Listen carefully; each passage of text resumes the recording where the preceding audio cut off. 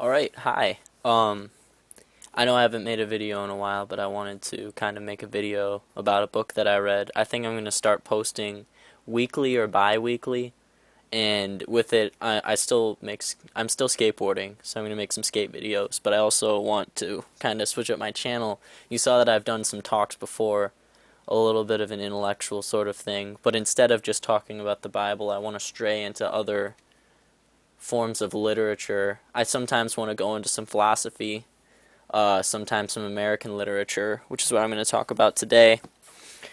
Over the summer, I had the opportunity to read several books. I'll talk about most of them, and I'll post videos on them.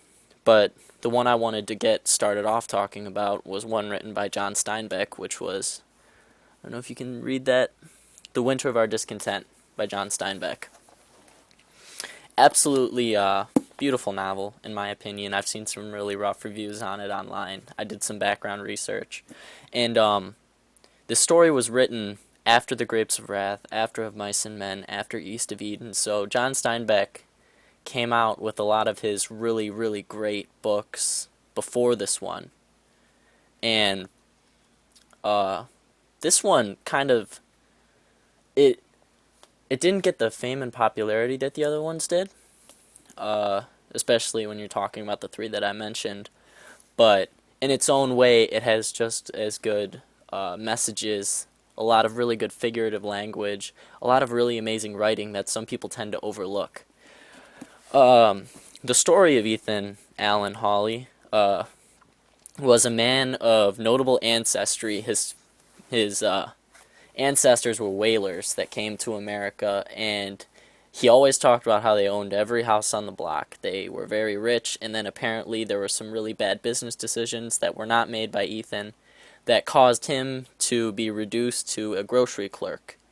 And you can tell, even from the beginning, Ethan quotes a lot of very intelligent books. You can tell that this guy is smart. You can tell that he deserves to be more than a grocery clerk. You know, he deserves to be anything better. But he's living a very modest life. He has two children and he has a wife, and he's happy.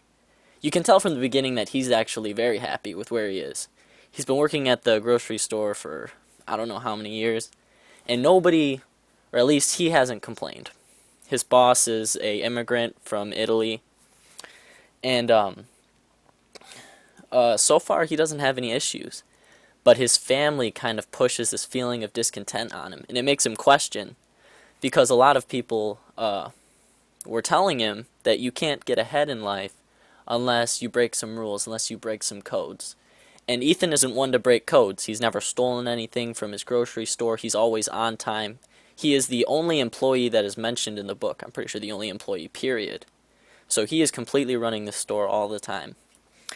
And this book is an overall study of the morality in the individual and in the community. And that's mentioned by John Steinbeck. He says that the book is written to identify the issues that are prevalent in society today, or at least that were prevalent in the early 20th century when the book was written. But I think that I can kind of identify with this book, and I can see how this is still, or even more so today, that this is really prevalent, because a lot of people today kind of have this mentality of they have to walk over others, or getting a job means, very competitive, business-like routine. It's not always, you can get a good job and you can be happy. Sometimes you have to, kind of push people out of the way. Some characters that I really enjoyed. I loved Ethan as the main character, as the protagonist. I really enjoyed reading about him. A lot of the characters are very easy to get to know, kind of easy to figure out, well, that's, you can identify, well, that's kind of the bratty kid. That's the kid that identifies more with Ethan. The daughter is a little bit more like Ethan, and the son is a little bit, he's the one that's very discontent. You can see that. Later in the book, I don't want to spoil anything. This is going to be completely no spoilers. But you can kind of see with the kid how things can go to your head.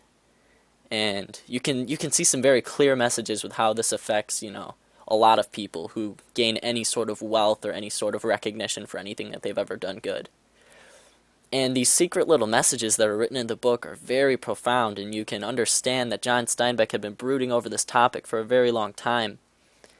And that's what I really enjoy about the book. You know, Steinbeck was as much a philosopher as he was an English literature writer, and sometimes there is sort of a line that is blurred when it comes to those sort of things.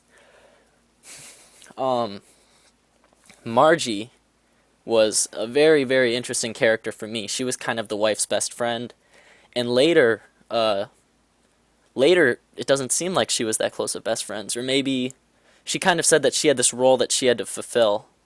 And I don't want to spoil anything, so I'm not going to go deep into it, but it's very interesting. She says a quote about how she is like a horse to a bull, and it's very interesting. You can see, like, I can see how it works. I can see how it all was pulled together, and I want you to pay close attention, if you ever do read this book, to that particular quote that she makes.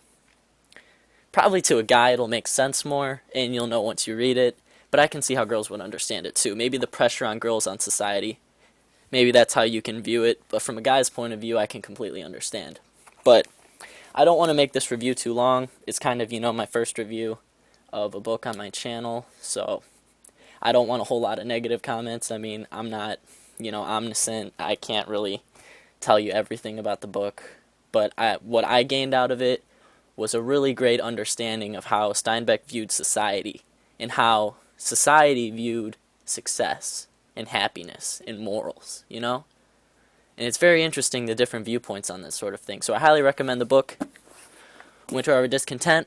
It's only about 200, 300 pages. Short, I don't want to say shorter than most Steinbeck novels, because, Steinbeck writes some novellas and things like that. Yeah, mine is only about 311 pages. Very, very strange ending, too. I'll have to add that in. But I hope you enjoy. To everyone out there who wants to read the book, and I'll be posting more videos soon.